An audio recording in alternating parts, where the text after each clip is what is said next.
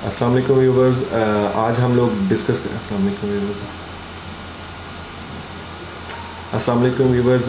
आज हम लोग डिस्कस करेंगे 19 सेंचुरी को, 19 सेंचुरी से 2000 तक का जो ग्लोबल जर्नी था उसको हम लोग डिस्कस करेंगे कि कौन कौन से क्राइसिस आए हैं कंट्रीज़ के अंदर, डिफरेंट कंट्रीज़ के अंदर, और कौन कौन सी डिजीज़ और कौन कौन सी वॉर्स हुई हैं जो हमारे ग्रैंड पेरेंट्स ने या ग्लोबली दुनिया ने देखी हैं।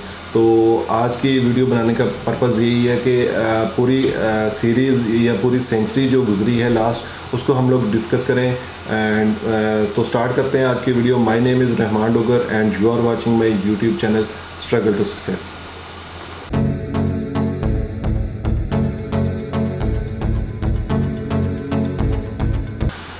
तो इसमें हम लोग इसको फॉर एग्ज़ाम्पल आप अपने आप को अज्यूम करें कि आप 19th सेंचुरी में आपकी बर्थ हुई है और 1900 से स्टार्ट होके 1914 के अंदर जो फर्स्ट वर्ल्ड वॉर हुई थी, जो कि 1940 से लेके 1980 तक 4 साल तक वो कंटिन्यू रही। और जो आपने जैसे अज्यूम किया कि आप 1900 में पैदा हुए और 14 से 18 साल की उम्र तक आप लोगों ने देखा कि वर्ल्ड वॉर स्टार्ट हो गई है और उसमें 22 बिलियन लोगों की जान ज़ाया हुई और बहुत ज़्यादा लाइक सर्कमस्टांसेस बड़े टफ थे। और उसके बाद अगर हम आगे निकलते हैं तो थोड़ा 1918 और 1920 तक ये चीज़ जो स्पेनिश फ्लू है उसने आके ग्लोबली अफेक्ट किया है पूरी दुनिया को, जिसमें बहुत सारे लोगों की फिर जान ज़ाया हुई। लाइक उसमें 50 मिलियन लोगों की जानें ज़ाया हुई उस स्पेनिश फ्लू की वजह से। और तब तक आपकी एज 18 से 20 साल के दरमियान हो चुकी है।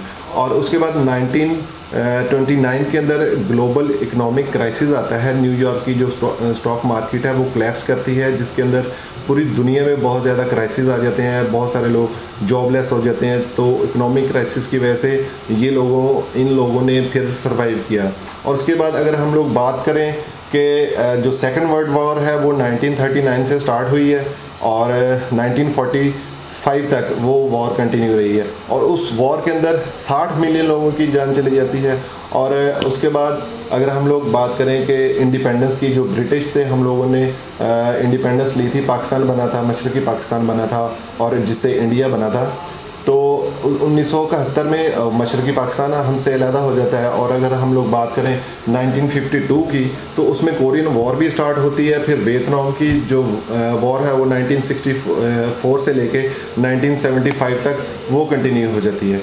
तो जो न्यू जनरेशन है, लाइक अगर मैं एग्जांपल दूँ 1985 या उसके बाद पैदा होने वाले जो लोग हैं, वो उनका कंसेप्ट यही है कि जो हमसे हमारे ग्रैंड पेरेंट्स थे या जो हमारे एल्डर्स थे, उनकी लाइफ बड़ी इजी गोइंग थी, उनको ये मसले मसाइल नहीं है जो आज की दुनिया में हम लोगों को पेश हैं। तो ऐसा नहीं है, उन लोगों ने भी बहुत ज़्यादा सर्वाइव किया है, वो सर्वाइव करते करते यहाँ तक पहुँचे हैं।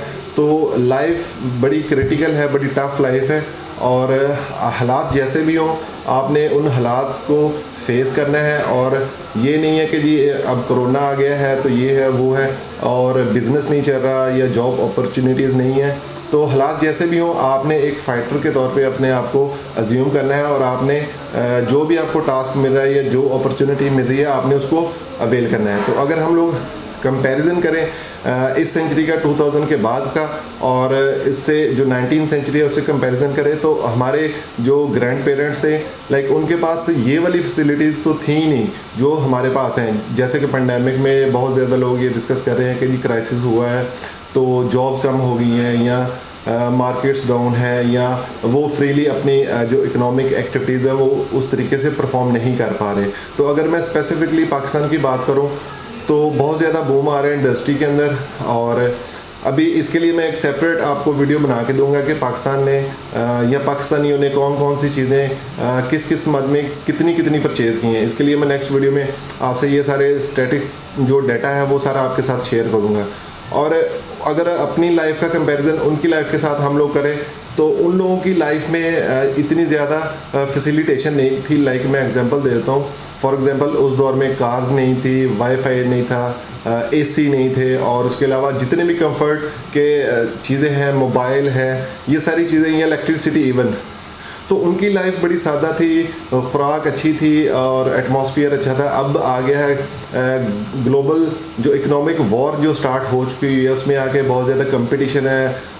जो कंट्रीज़ हैं वो अपनी अपनी प्रोडक्ट को इंटरनेशनल मार्केट तक लेके जाना चाह रही हैं। तो हमारा अपने ग्रैंड पेरेंट्स की लाइफ के साथ कंपैरिजन नहीं बनता, क्योंकि उन लोगों ने बहुत ज़्यादा स्ट्रगल की हुई है, बहुत ज़्यादा चैलेंजेस थे उनकी लाइफ के अंदर, और हम लोग भी नो डाउट चैलेंजेस को फेस कर रहे हैं। बट इट डजंट मीन कि इसमें सर्वाइवल मुश्किल है। सर्वाइवल है, और जहाँ पे सर्वाइवल हो वहाँ पे ऑब्वियसली अपॉर्चुनिटीज़ भी निकलती हैं। तो अपॉर्चुनिटी समटाइम अगर लाइक आपको अगर कोई अपॉर्चुनिटी नज़र नहीं आ रही, तो आपका काम है आपने अपॉर्चुनिटी क्रिएट करना है, मार्केट को देखना है, प्रोडक्ट को देखना है, ट्रेंड कौन सा आ रहा है, उन ट्रेंड्स को फॉलो करके उसके अकॉर्डिंगली आपने अपने प्रोडक्ट या सर्विसेज को ऑफ़र करना है।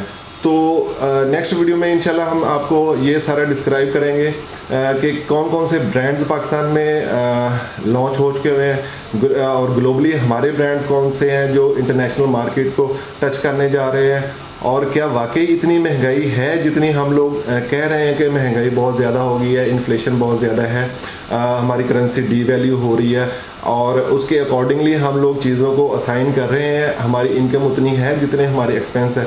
इन सारे पॉइंट्स को लेके हम लोग एक एनालिसिस वीडियो बना के आपको ब्रीफ करेंगे कि उतनी महंगाई है जितनी कि आजकल के दौर में डिस्कस हो रही है। तो hope you will like this video, like करें, कमेंट करें और इसको शेयर करें।